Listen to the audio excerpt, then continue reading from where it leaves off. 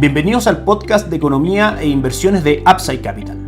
Revisaremos el rendimiento del mercado en Chile y el mundo y las principales noticias económicas y financieras que marcan la jornada.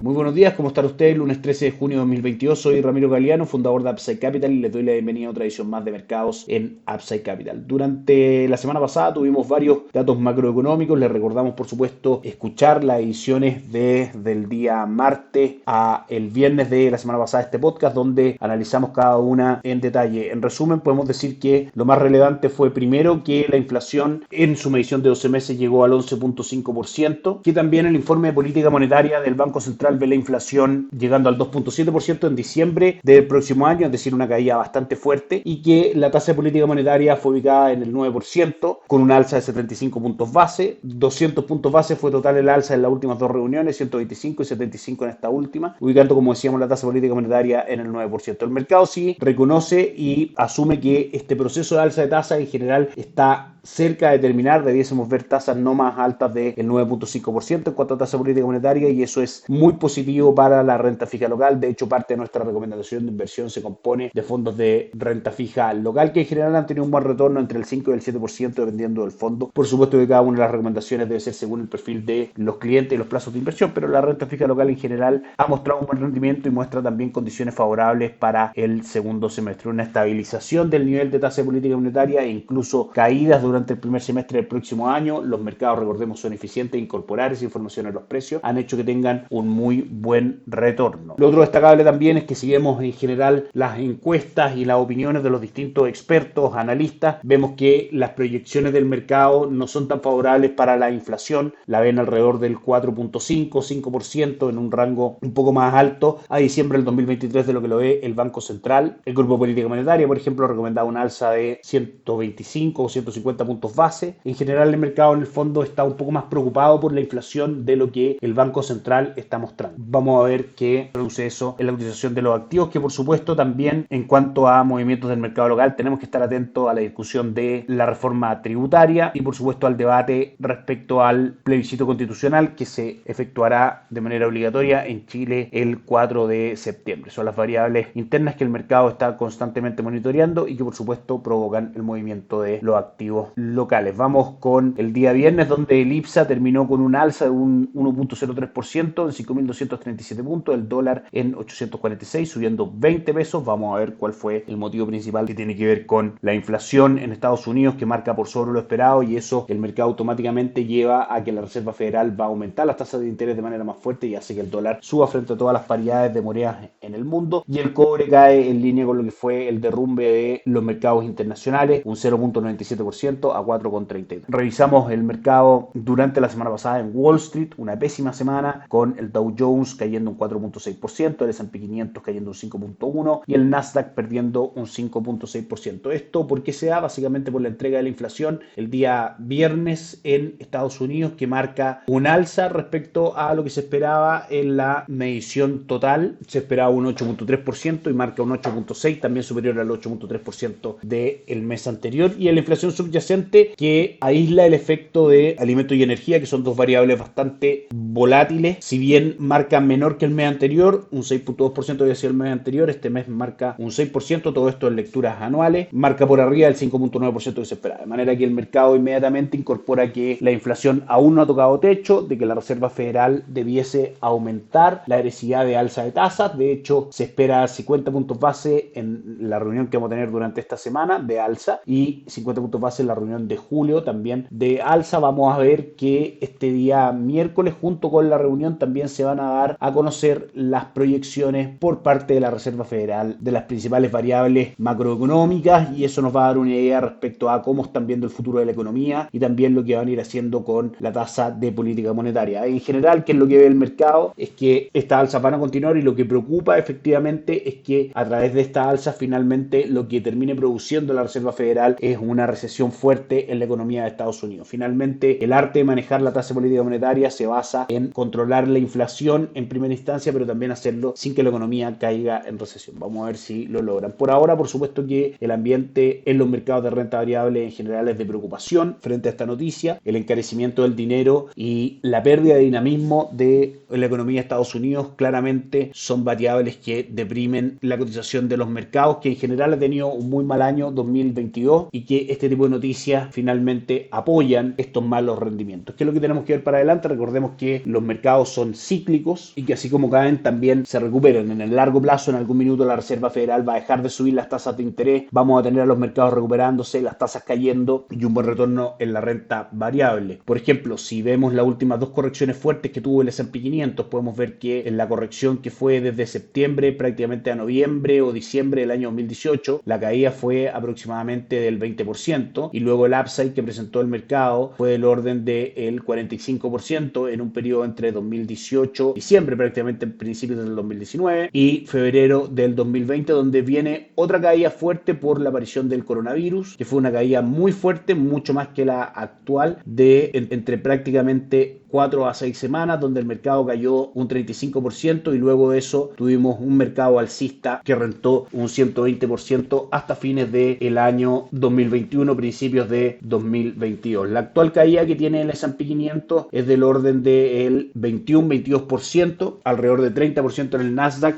y en el Dow Jones del 15.4%, de manera que entrar en los mercados hoy día con el castigo que tienen, viendo que en general no hay caídas fuertes en los datos macroeconómicos de Estados Unidos, y eso habla de una economía sólida que debe soportar esta alza de tasas de manera sólida, nos parece a nosotros una excelente oportunidad de inversión en el mediano largo plazo. Sin embargo, hoy los mercados están bastante negativos. Podemos ver que desde el punto de vista técnico, por ejemplo, las correcciones del S&P 500 podrían llegar incluso a niveles de 3.600, 3.630 puntos, que es donde gráficamente, a lo menos en gráfico diario, valga la redundancia, aparece el próximo soporte. Vamos a ver cómo se sigue desempeñando el retorno de esto. Pasamos a revisar los activos alrededor del mundo. Partimos por supuesto por Chile, 2.18, cae el IPSA hoy día en línea con la fuerte caída que están teniendo los mercados en el mundo. Si nos vamos a el cobre, a esta hora retrocede un 2.46%, cotizando en 4.18. El dólar index, el dólar en el mundo avanza un 0.85%. Dólar peso, que tuvimos el cierre el día viernes alrededor de 845, abre con un gap alcista en 855 y llega a tomar máximos del día en 871. A esta hora cotiza en nuestra pantalla en 864 con una volatilidad bastante fuerte. Por supuesto que si es que seguimos viendo caídas en los mercados, alzas del dólar en el mundo y caídas en el cobre, podemos ir a buscar máximos históricos del dólar peso, que según nuestro gráfico están en 876. Por último, los mercados en el mundo, mala jornada para Asia, cayendo alrededor del 3%,